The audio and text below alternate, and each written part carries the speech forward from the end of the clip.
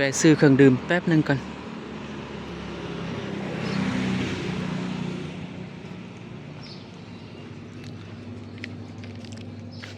ซื้อเครื่องเลยเด้อ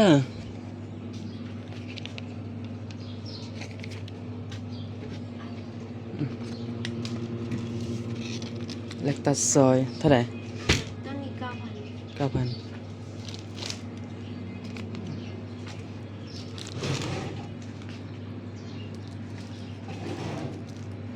ขอบใจโอเค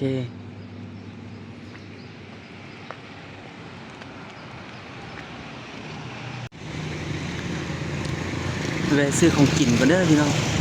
ซื้อข้าวซื้อของกินซื้อของกินซุปเขตตลาดสีไข่เขตตลาดสีไข่เด้อเนาะ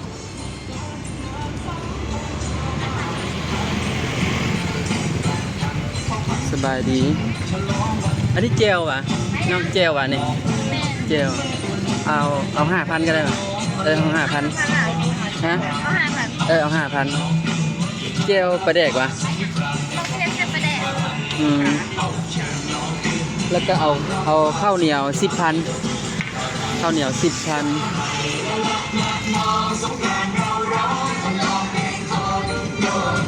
ปิ้งหมูเท่าไหร่ไม่แพงนะน้อยกับเดี๋ยวเศร้าเบิ่งกัน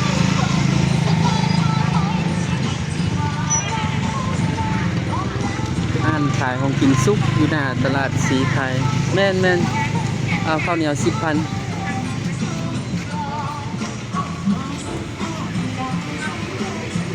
ปลาดุกเด็ดเท่าไหร่ปลาดุกเท่าไหร่3,000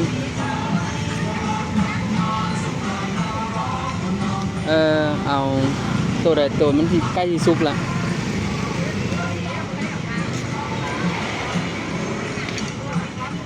พวกนี้สุกหมดแล้วอันนี้เท่าไหร่ตัวนี้เนี่ยทุกตัวเช้าค่ะ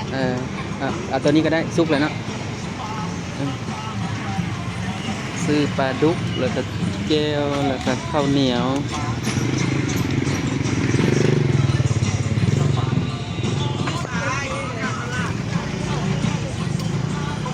เป็นเท่าไหร่30เป็น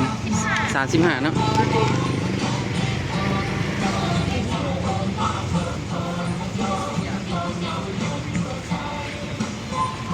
35,000เดี๋ยวเขาซื้อลอยกระเป๋าเงินไป35กับทอน65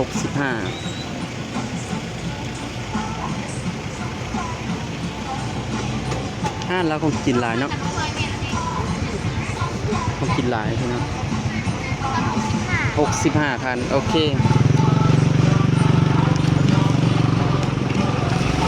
ได้แล้วพี่น้องได้ของกินแล้วได้ข้าวแล้วโอ้รถไหลเลยหลีกทางรถกัน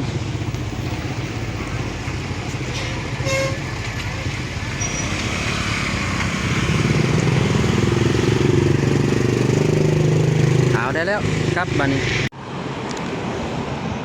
สิเวห้านี่ก่อนเป็นซูเปอร์มาร์เก็ตบ่หรือซูเปอร์แมนหรือเป็นห้างอาหารเนี่ยเป็นห้างสะดวกซื้อเนี่ย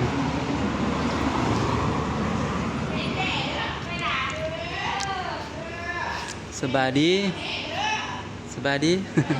แวะซื้อเครื่องดื่มหน่อยหนึ่งครับโอ้ขักเนาะห้างนี่เป็นทั้งห้างอาหารเป็นทั้งห้างอาหารเป็นทั้งห้างสะดวกซื้อซอกเครื่องดื่มกันสติงบ่มีบ่โอ้เดี๋ยวเอาสีแดงเอาสีแดงเท่าไหร่กัน15,000เดี๋ยวได้จกกระเป๋ากัน15,000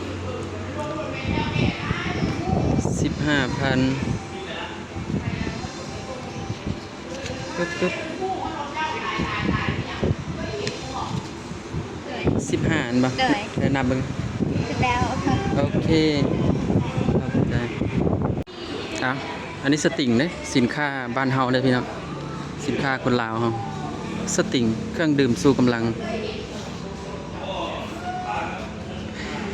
ไปได้แล้วอู้ยออกมาข้างนอกฮ้อนหลายฮ้อนปี๊ดเลยว่าอีกมื้ออื่นมื้อฮือกับแม่นฮอดมื้อสงกรานต์ปีใหม่ลาวเลยเด้อพี่น้องถึกวันที่14 15 16ถึกวันจันทร์วันอังคารปีใหม่ลาวเนาะบรรยากาศก็เริ่มเลยเด้ตอนนี้ก็มีหลายหน่วยงานแล้วเขาเจ้าเฉลิมฉลองปีใหม่ลาวตามที่เฮากายมาเขตนี้ก็ได้ตอนนี้อยู่เขตอะไรนี่คุณตาเนี่ยพี่น้องเขตคุณตาทั้งหน้าพุ่นกันเป็นอย่างห้านค้า7-Elevenอยู่พุ่นนะ7-Eleven บรรยากาศอยู่แคมป์ของเว้าเรื่องเงินต่างประเทศเงินกีบเงินอย่างกะแต่ว่าพี่น้องเวลาเฮาที่ว่าเฮาจะเดินทางไปต่างประเทศมันก็ได้ใช้เงินต่างประเทศเช่นว่าเฮาจะไปข้ามไปฝั่งไทยเฮาก็ต้องได้แลกเงินไทยเงินบาทไทยเพื่อการเดินทางเพื่อการใช้จ่ายเนาะหรือว่าสิไปยุโรปไปอย่างก็มันก็ต้องได้ใช้เงินต่างประเทศเงินดอลลาร์อันนั้นเนาะพี่น้องโอ้อันนี้อยู่แคมป์ของเด้อพี่น้องฝั่งนั้นมันเดี๋ยวจะให้เบิ่งฝั่งนั้นเป็นหนองคายนี่เขายืนอยู่แคมป์ของแนมไปฝั่งนั้นก็เห็นฝั่งไทยซึ่งกับจังหวัดหนองคาย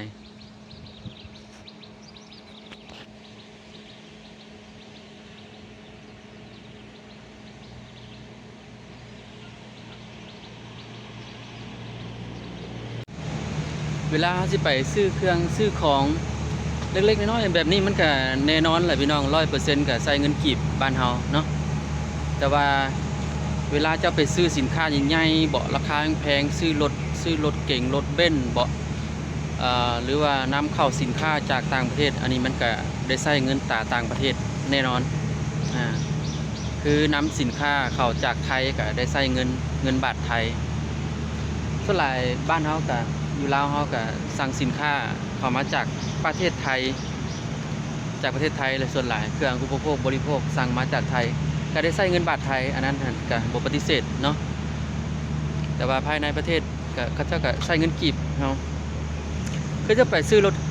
เก๋งนอรถเบนซ์รถอย่างบ่สินค้าใหญ่ๆแบบนี้ก็แล้วแต่สะดวกจะจ่ายเงินต่างประเทศก็ได้จ่ายเงินบาทก็ได้เงินดอลลาร์ก็ได้อันนั้นมันแน่นอนอยู่แล้วสำหรับคลิปนี้ก็จะสำนีเด้อพี่น้องขอบคุณขอบใจเนาะทุกท่านที่เข้ามารับชมแล้วพบกันใหม่